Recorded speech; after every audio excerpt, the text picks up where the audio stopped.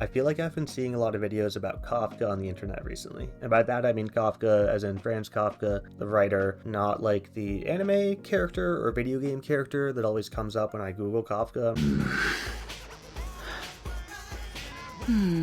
Not that one, I'm talking about the writer here. And these posts that I see are generally romanticizing Kafka and relating to him. So it's people romanticizing his writing, talking about how it's so dark and depressing.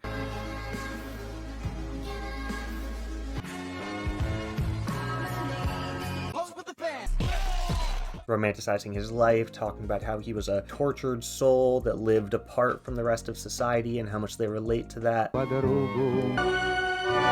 And then romanticizing his relationship. So looking at his letters to his fiancés or girlfriends or whatever and thinking, man, he was such a romantic, why can't my partner be like this? I can make a good man. And there's definitely nothing wrong with like relating to your favorite writer or his characters or anything like that. I just feel like people are kind of misinterpreting or misconstruing some parts of Kafka's life. So I want to set the record straight on that, and I'm going to break it into 3 parts. I'm going to talk about Kafka's writing, I'm going to talk about Kafka's relationships, and I'm going to talk about Kafka's life and his personality in general.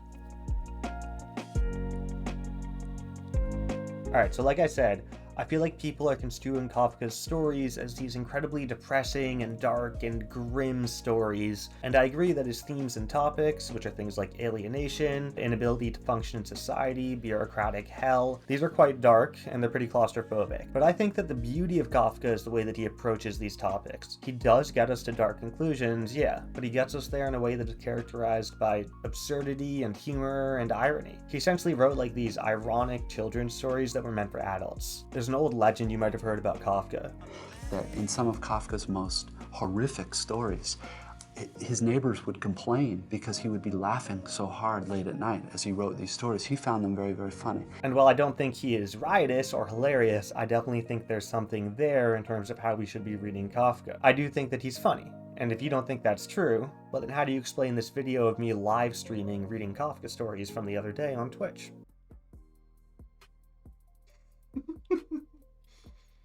Nice.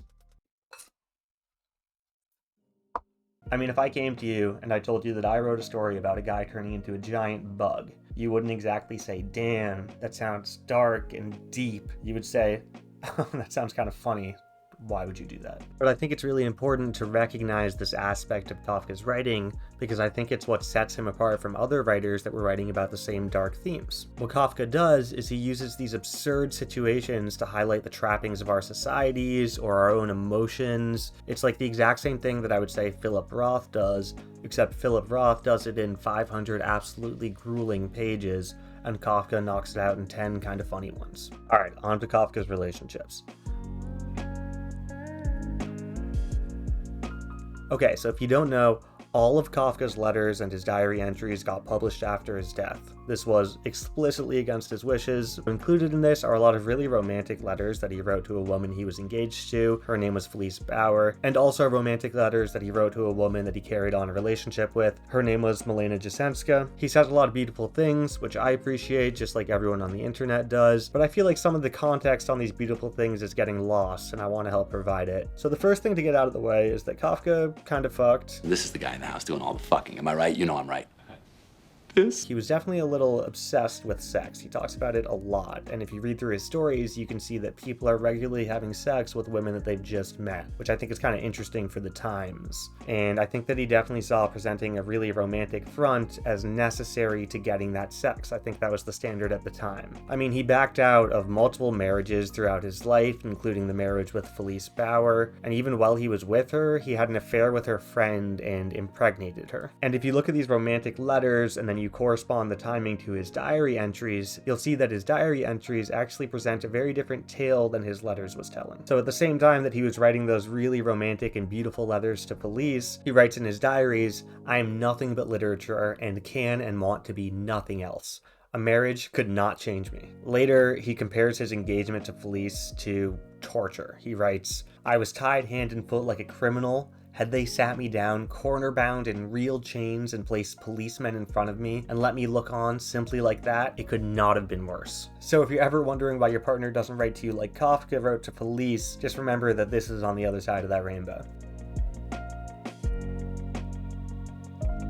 The last piece that I think gets misinterpreted is his general life and personality. Again, it's often presented as this incredibly tragic and depressing situation, and there are definitely some tragic aspects to Kafka's life. He wasn't famous in his lifetime, he was only discovered after his death. He felt that people didn't like him, and he died from tuberculosis at age 40, which is pretty young, so he only got to write for 10 years. But there's a couple things that I would say on this. One is that Kafka's life really wasn't all that bad. He had a circle of successful artists and literary friends who appreciated him and supported his work and his writing. And as for him finding himself unlikable, well, most people didn't really feel that way. A lot of people found him funny and likable and pleasant. His best friend, Max Brod, was this kind of successful writer in their lifetime, and he found Kafka to be the most entertaining person that he had ever met. And as for not being famous, well, it doesn't take much more than a read through Kafka's work to see that fame wasn't really something that he desired, and he says as much in his diaries all the time. I'm sure he would have liked to know that people appreciated his work, but I don't think it was the only thing that mattered to him as it is for some other artists. There were certainly tortured parts of his life,